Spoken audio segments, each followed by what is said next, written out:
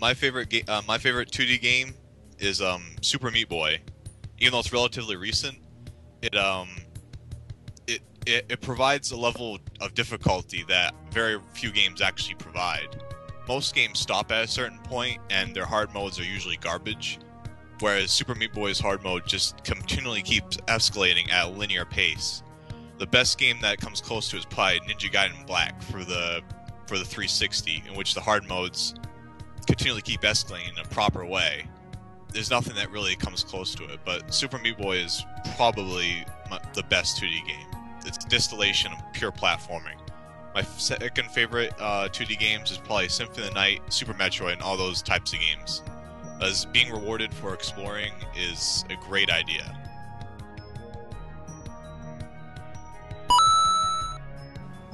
Pretty much any game that I play inspires me. When I look back to get ideas for my games, or any part of my games, I generally look at any game I play, especially the older ones, because there's a lot more 2D games in the older days, because that's all there was. So, like, I mean, for a recent game, it's like I think about how do I get a character from A to B, and I need to get over something. I thought about, like, why not use the Bionic Commando claw or a hook shot or something of that nature to grab him over there. That's, directly from older games. I generally just look at any game, new or older, for inspiration, and I take from everything that I can. I think that a game should play really well. As soon as I pick it up and I start playing, it's good that it plays as I think it should. Although also I do enjoy being challenged by the control scheme sometimes, such as in Bionic Commando. But generally a game, after I played around with it for a while, it should feel tight, responsive. I really like tight controls. And it should provide a good amount of content for whatever you're offered for it. It should, it's always nice if it presents new things, new ideas, new gameplay stuff. But I like a tight controlling game. And really, basically good level design also.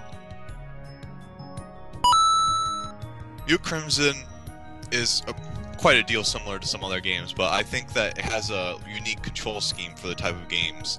I tried to combine, say, like the Ninja Gaiden control scheme with a Super Meat Boy jumper N+ style level design where you fail and you instantly get back where you were with no penalties. I think it's just an interesting combination, and the game started as more close to Ninja Gaiden, but by the end it ended up similar to Super Meat Boy because I found Ninja Gaiden annoyed me more than anything else. So, but I do like how that game plays. I want to make a more traditional game, and I'll probably continue that sometime. Game development wise, I'm completely self-taught, essentially.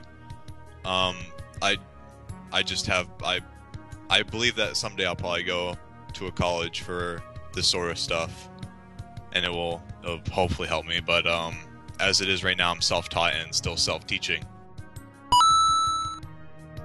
With Mute Crimson, I did essentially everything. I contacted a person for music, but that was essentially the only outside source. It was all me for all of it. For the art is purely functional. It's really nothing special. I may try to have a neat, unique art style with the black, white, and red. I think it looks alright, although it's a bit rough. Level design wise, this game is fairly... I'll start with the engine. First I made the engine. The engine's fairly simple. So I started with that, churned through it. There's really no difficulties. Level design, I use the Ogma editor for my level files, and I just basically start up with an open canvas. I just start chiseling away. I have a general idea for a level in my head, for a general what I want to present to the player for the flow of the level. But beyond that, the actual minute-to-minute stuff is pretty off the cuff for most of the levels that I make for all the games. The art style is a little interesting. It essentially I had a friend who was maybe going to help with the art, but I made some placeholder art that was purely nothing but black and white, and then I started putting some red in there, and the characters look all pixelated and stuff. So I thought to have a pixelated look of NES specifications almost. I think the resolution was about 1/3 720p, so it's about NES resolution. Basically, I thought it looked cool when I was just messing around with placeholder art, so I decided to just go with it. Black, white, and red pixelated. I think it looks cool. I might make some other stuff like that eventually, but it does look a little rough, and I probably should find a proper artist to do that style. But I think it looks alright. After making my last games, this one was more. I actually had more experience in making a content-based game, so there wasn't really any hurdles besides one, which was I made a custom collision for this game and trying to make it as proper as possible. Like it's one-to-one in what it is, but it took me a while to get it correct. Eventually, I looked up online for some ideas, and I didn't copy anyone's thing, but I saw some ideas of how to do proper collision, and I basically, as soon as I heard some words off a site, I was like, yeah, I got it.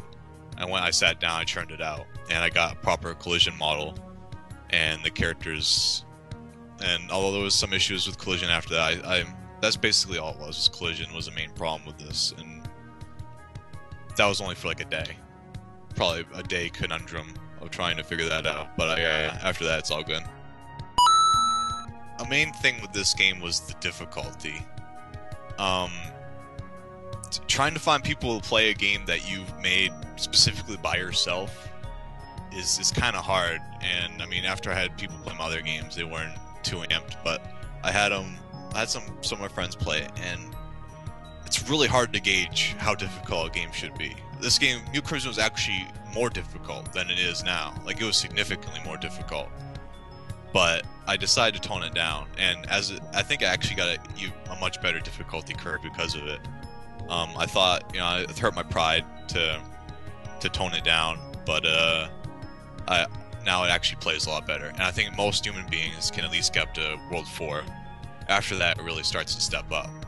But I had, some people who never actually really played a platformer before, and they were able to get to World 4. And that was pretty much my goal. Now my friend, who's pretty good at platformers, was able to get to the end. And that was pretty much a good gauge for me. A couple friends were able to get there. So that was pretty much, difficulty was always hard after I'd done making levels. It was hard to really tone it down, or tone it to the right level. I'm slowly chiseling away at a sequel to Null Divide, which is my Metroidvania dual-stick shooter type of game. Essentially, I wanted to improve on everything that was in the original game, and also make it so the art style is a bit more pleasing to the eyes. I'm gonna have, but it's gonna have a different art style. It's still not gonna have a proper artist for it, but because of how the art style is, it should look a lot better. It should also have better music. The same music guy who was on Mute Crimson will be on it, hopefully. I'm slowly chipping away at it as we speak during the summer. I hope to have it finished. And then I thought about some other game ideas. I have a lot of smaller game ideas up ahead. And maybe a sequel to New Crimson eventually. Maybe something like that. But yeah, Super Null Divide is my next game.